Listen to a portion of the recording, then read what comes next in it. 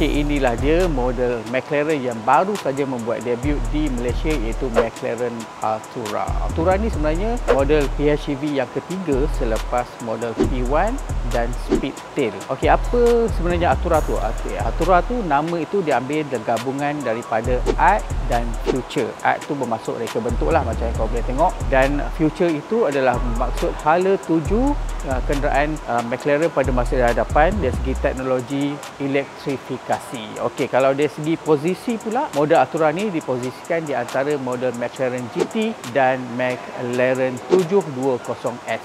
Jom kita tengok dengan lebih terperinci.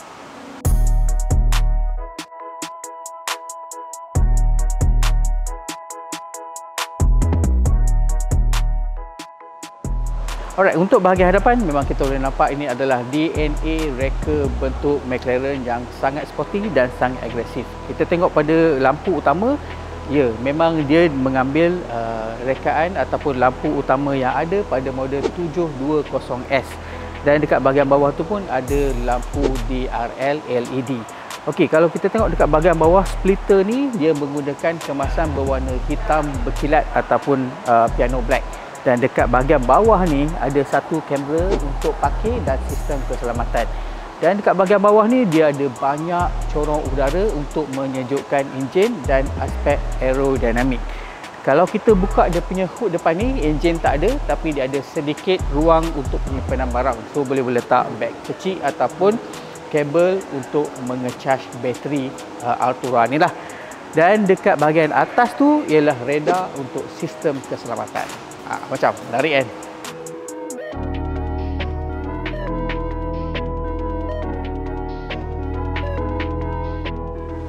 Okey, untuk bahagian sisi dia menggunakan rim bersaiz 19 inci warna hitam berkilat dan tayar ialah Pirelli P0 bersaiz 19 inci.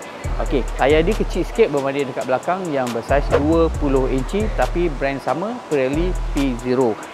Ini bukan semata-mata kosmetik ya. Ini fin ni dia memang berfungsi untuk mengeluarkan udara panas yang terhasil daripada brake. Satu lagi saya nak tekankan ialah kau tengok dia punya disc brake ni memang bapak besar. Saya rasa dalam 17 inci ataupun 6 inci tu memang ada. Okey, kalau kita tengok dekat bahagian sisi, dia punya aerodinamik tu sangat menyelah. Okey, contohnya dia punya garis badan ni dan segala udara akan masuk ke sini untuk menyejukkan enjin. Dari segi warna pula, sebagai sebuah kereta supercar, memang korang boleh pilihlah warna apa yang ada, dan model ini yang diambil dari ataupun dipinjamkan dari Middle East, didatangkan dengan warna yang atau biru hijau macam ni dengan bumbung berwarna hitam. Satu benda yang menarik yang korang perlu tahu ialah bahagian belakang ni yang sebesar ini adalah one piece. Okey, one piece, bukannya dia terdiri daripada few komponen, tak, dia adalah one piece. So ini antara membuat benda yang membuatkan kereta ini ringan dan sangat cantik. Kita tengok pula apa yang ada dekat bahagian belakang.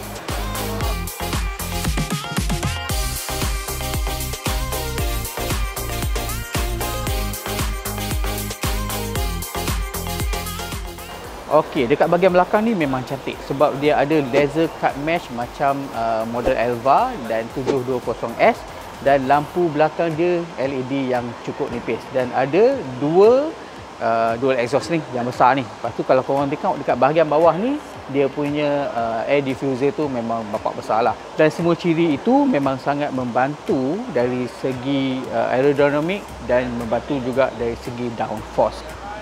Sekarang kita tengok enjin dia pula. Okey, enjin dia ialah V6 turbo yang power dia sekitar 680 PS dan torque 720 Nm. Okey, enjin ni dipadankan dengan kotak gear 8 speed DCT dan membuatkan ini sebuah PHEV sebab dia digabungkan dengan motor elektrik yang kuasa dia 225 Nm. Dan menariknya, motor tu ringan saja, cuma 15 kg. Dan kalau guna PHEV ataupun elektrik sepenuhnya, model ini boleh bergerak sejauh 30 km. Guna kuasa elektrik sepenuhnya lah. Top speed 130 km sejam. Jom kita cerita pula pasal dia punya performance.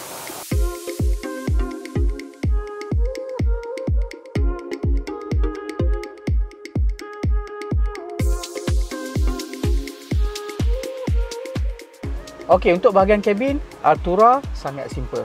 Kalau kita tengok dari segi kemasan, bumbung dia guna Alcantara, tempat duduk dan pada bahagian dashboard ni dia pakai kulit. Tapi and again, ini adalah supercar, korang boleh custom apa yang korang nak. Alright, kalau kita tengok dekat bahagian tepi ni dulu, dia ada sistem bunyi terdiri pada Bowers and Wilkins.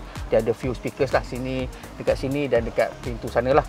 Okey, untuk yang menarik untuk Altura ataupun model McLaren ni, dia punya steering dan dia punya tempat ni adalah satu unit. Maksudnya bila korang adjust, benda ni akan ikut sekali. Dan menurut McLaren, korang pemandu tak perlu lagi adjust drive mode dekat sini, tapi dah boleh adjust dekat button dekat sini.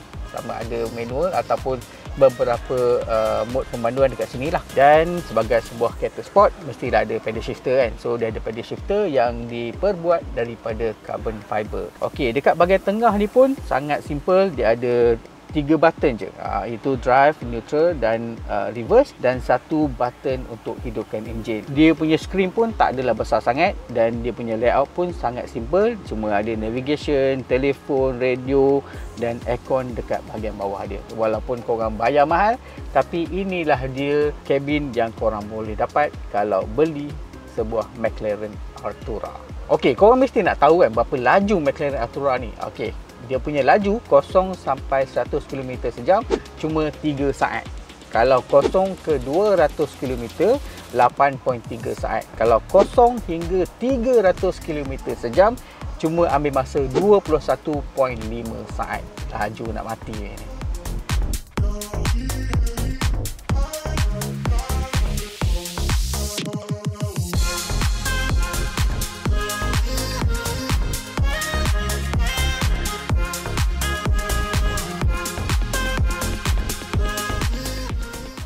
Okey, itulah dia sedikit pasal model terbaru pada McLaren Altura. Okey, model ni ditawarkan pada harga 1.05 juta dan kalau biasanya option dalam 150,000, kereta ni memang dah sangat cantik. Setakat ini 3 unit telah ditempah dan bolehlah korang nak jadi pemilik yang keempat, dan kereta ini akan mula dapat ataupun diserahkan kepada pelanggan pertama pada Jun. Okey, saya rasa setakat itu sajalah. Terima kasih kerana menonton. Tapi sebelum tu jangan lupa share, like dan subscribe YouTube channel Mekanika. Loceng pun jangan lupa.